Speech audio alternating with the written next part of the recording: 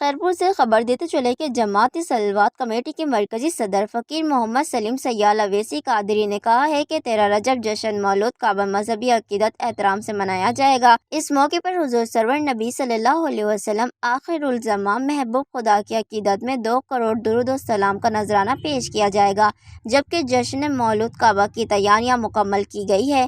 ان خیالات کا اظہار انہوں نے آستانہ عالیہ لقمان شریف میں صحافیوں سے گفتگو کرتے ہوئے کیا۔ انہوں نے کہا کہ رسول اکرم صلی اللہ علیہ وسلم پر زیادہ سے زیادہ درود و سلام بھیجنے سے اللہ رسول خوش ہوتے ہیں اور بندے کی ڈوبی بیڑی پار ہو جاتی ہے۔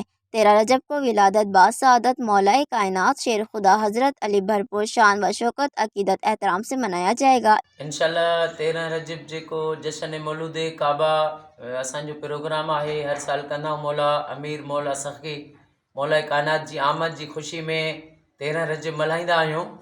ان میں تیاریوں जेके आहिनि तक़रीबन मुकमिल थी चुकियूं आहिनि ऐं वॾी जेका हिन साल रहमत वारी ॻाल्हि इहा आहे त तमामु घणो दुरूद शरीफ़ मिलियो आहे। मुंहिंजे भाइरनि मुंहिंजे भेनरुनि किरोड़े दुरूद पाक पढ़ी, जेके उन में पंहिंजे इश्तिहारात जे ज़रिए मीडिया जी मदद सां अख़बारुनि में जिथे बि असां पैगाम पुॼायो आहे सॼे मुल्क मां माण्हुनि दुरूद शरीफ़ पढ़ी उहे मुंहिंजे नंबर ते मोकिलिया आहिनि। मां कुल लिखंदो वियो आहियां ऐं 13 रजब ते जशन मौलूद काबा में जेको आहे किरोड़े दुरूद पाक बि पेश कंदासीं ऐं ईरान इराक़ ज़ियारत जे लाइ फ़ी सबीलिल्लाह कुणो बि कढंदासीं, जंहिंजो निकितो उनखे ईरान बि ऐं मौला अली जे रोज़े ते इमाम हुसैन जे ज़ियारत ते करबला मोकिलींदासीं ऐं इंशाअल्लाह ताला।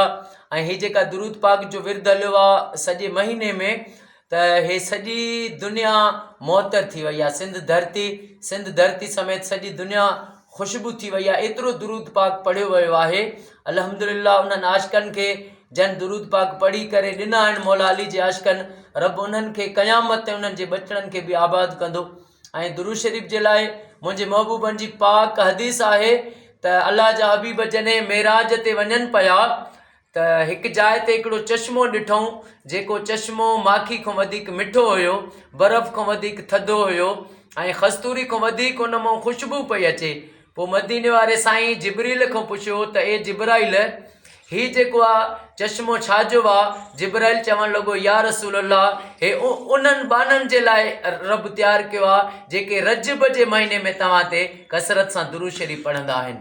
सुभान अल्लाह, ॾिसो केॾी वॾी रहमत आहे मौला अली जी आमद 13 रजब ते ऐं मौला जी आमद में ख़ुशी जे ॾियारे ते वरी किरोड़े दुरूद शरीफ़ पेश थियनि।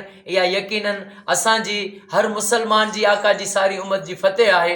अल्लाह साईं मिठे मोहम्मद जे सदके मौला अली जे सदके अमा सची ख़ातून जन्नत अमा फ़ातिमत ज़हरा जे सदके आका जी सारी उम्मत खे तफ़रीक़े बाज़ी खां बचाए, असांजे मुल्क पाकिस्तान खे ज़मीनी आसमानी आफ़तनि खां बचाए ऐं जेके ज़ालिम दहशत गर्द ख़ुदकश हमला था कराइनि असांजे मुल्क में, रब उन्हनि ज़ालिमनि खे निस्तो नाबूद करे ऐं रब असांजे सॼी जेको मुल्क ते रहमतूं फरमाए। असांजे मुल्क जी पाक फ़ौज आर्मी खे रब हर मोड़ ते कामयाबी फतेह ऐं इज़्ज़त अता फरमाए। इस सिलसिले में गोट मीर मोहम्मद नोनारी में तकरीब का इनेकाद किया गया है। इस मौके पर 2 करोड़ दुरूद व सलाम भेजने का प्रोग्राम है और लोग SMS पर भी दुरूद व सलाम पेश करके शामिल हो सकते हैं। उन्होंने कहा कि दामाद रसूल सल्लल्लाहु अलैहि वसल्लम फातिह हज़रत अली अलैहिस्सलाम की मजबूती व फ़रोग़ के लिए बड़ी खिदमत है।